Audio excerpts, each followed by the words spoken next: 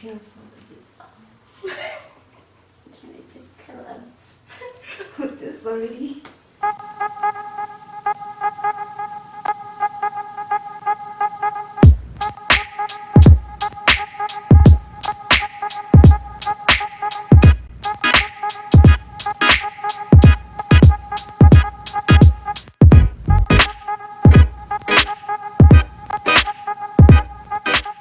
Hello. Hi. How are you? I'm good, how are you? I'm good, thank you. Please introduce yourself and tell us about your brand. Okay, I'm Khensani, also known as Daddy K. What's up? And then my brand is Glitter Betty. It is an online store just for babes who bite back. Who bite back. I like that.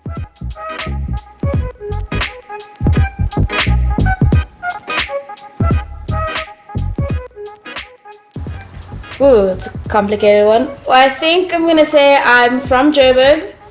I grew up here in this apartment first. This is sort of where we lived right after I was born. And then we moved around a lot. So I've lived in Kempton Park, I've lived in Pretoria, lived in Centurion, lived in Midrand, and now I live here in Buccleuch.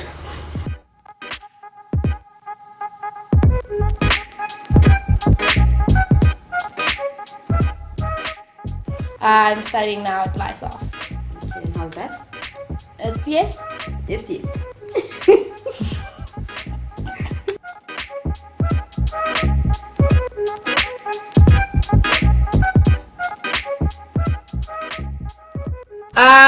I was in high school, so yeah, pretty much just. Oh, actually no, I used to also vlog. It's still up. I have a fashion blog. It's called Glitter Daiquiri. And then it started out, I just used to collect weird things I found on the internet. I used to post about them. Then I started posting outfits and that kind of thing. And then as that happened, I got more into sort of like the production side of fashion and that kind of stuff.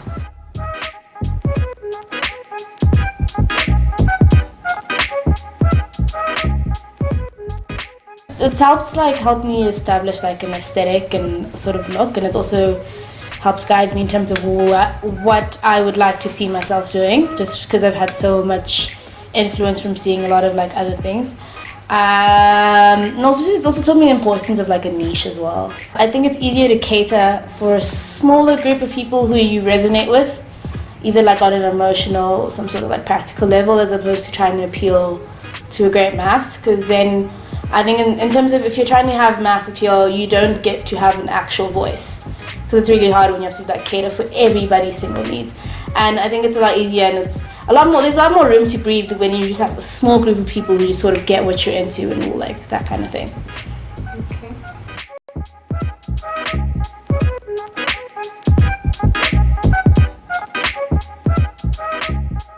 2015. 2015. Yeah. But it's always been there, but like officially 2015. Yeah, that's when the website was first up. Yeah.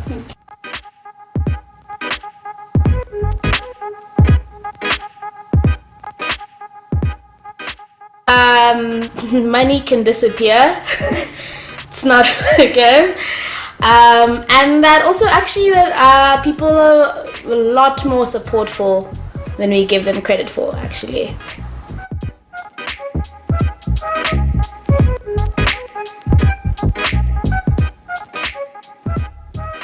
It has yet to come. So there's nothing you can say this was a stepping stone to something else? Okay, no, I mean things have been very great. I mean I've had my partnership with Klato, which is cool. We've been featured in a lot of places. So we've been featured on ID, featured in where else was there? 10 and 5, Bubblegum Club, a newspaper whose name I still don't know the name of. Because people just sent me the article and I was like, oh, this is cool, but where's it from? What else has been really cool? I think also January we sold out like a lot of stuff very quickly, which is very cool. Who's your ultimate collaborator right now? Who would you love to see yourself collaborating with? Wow. Oh my god. And you know, I think about this every day and I can't think of one. I would love to collaborate with Oh my god, who would I love to collaborate with? Actually, no lie, my dream collaboration, if it was possible, would be like Baby Fat and Kamora Lee Simmons. Like I grew up with that stuff, and like I think my favorite era in fashion is the 2000s. Like I love like the more is more. I love like all the ghetto fabulous. I love like bling. I love gold. I love like layers on layers. I love like that all your clothes are loud. And Baby Fat was like really good at that. And like I just used to love their stuff. I was like the kid with like my mixed screensaver was like a Baby Fat like pair of jeans. Yeah.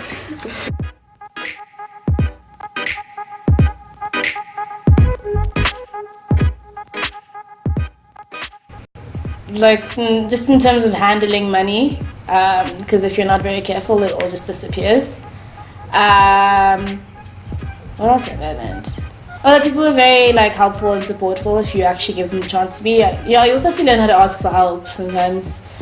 And do you think that the people, established people in this industry, are willing to help those still coming up? Actually, yes, I think so. I think it's just a matter of, but also you sort of have to do the work. So if you want like established people to help you out, there's no point in just sitting around in the corner and just like doing the stuff. Like go approach them, ask. Because I mean, like especially recently this year, a lot of people have just asked for like help or like their opinions and their guidance. People are very like forthcoming and willing to help.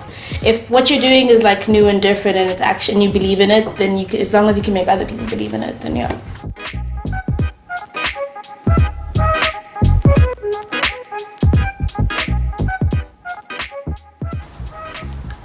I think it's just about like finding your niche and doing that, because I think everyone has a lot of options in terms of what they can buy and what they can consume, and a lot of the stuff that we get to see and purchase is exactly the same. And I think what's helped me so far at least is that I do stand out a bit. I'm not to toot my own horn, but I think I do something no one else is really doing right now, at least in South Africa at least. So I think it's just about being original and just being different.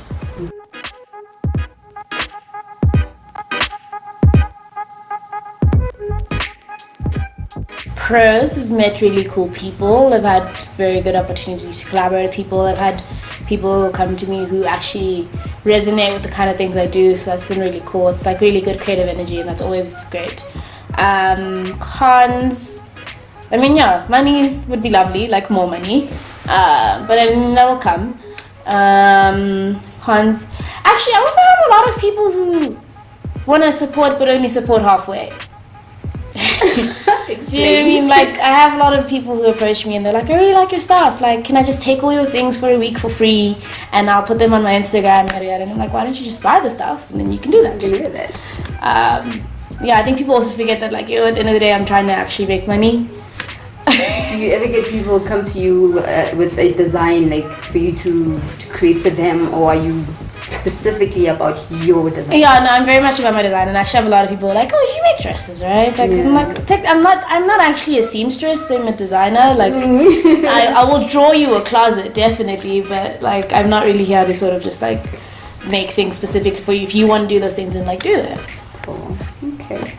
And local consumer support for local fashion then versus now, what do you think has changed? Yeah, I think people are a lot more into sort of supporting local things. I think everyone's kind of realizing that if you really want to live in a place that's like, you know, Paris and yada yada, why not just make your own here? And I think that's really cool. People are very into like supporting local, buying black, supporting women, sort of just also regenerating our economy as well. What do you think actually made that shift? For lack of a better term, I'm gonna say like woke culture. I think just in terms of like people are just realizing more and more, it makes a lot more sense to just work from home and to build things from here. And I think also if you like, I mean, all over the world, everyone looks to Africa as like the nexus. It's the next spot. This is where things are. And it's kind of like a bit ridiculous that we are here, we're the people everyone's looking at, we're not realizing that. You know? Yeah. So your quality standards are definitely now being pushed, right? Yes, definitely. At extreme level. Yeah, in my head, I honestly, like, my competitors are like people overseas as well as people here. Like, just in terms of like what I want to do. That's awesome. Wow.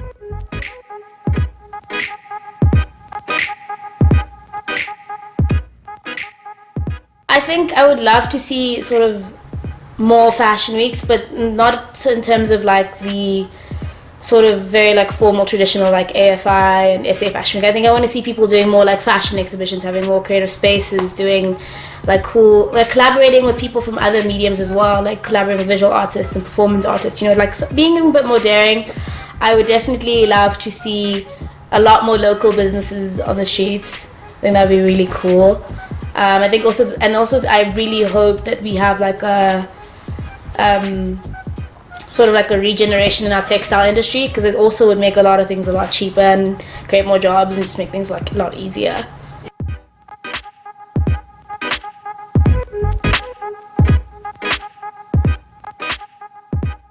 Well, I wish there was more like cross-continental collaboration. I see that happen a lot more with people like a bit closer together. So I see like a lot of Kenyan and Nigerian designers working together, Ghanaian designers. But I think it'd be really cool if it was a bigger thing, you know what I mean? Like just Cape to Cairo, lots of people just working together, that kind of thing. That'd be really dope.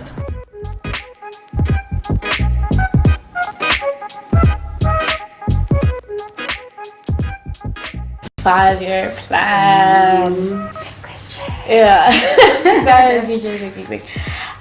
I definitely just want to be doing I want to be able to employ more people. I'm very much into especially like employing like black women seamstresses and that kind of thing, because there's a lot of like women who are really good at like dressmaking and stuff, but they just can't find work. I'd really love to have like my own CMT. I'd like to get to a point where everything I do is in-house. I don't go anywhere else. I'd love to be like making my own fabrics and that kind of thing. That'd be really dope. I want to have like a studio that's a really cool creative space where we have exhibitions and we have like performances and installations and like, you know, a place people can come and, you know, actually engage and interact with like some art and fashion and that kind of thing. So pop-up store would definitely be a great springboard. Yeah, definitely.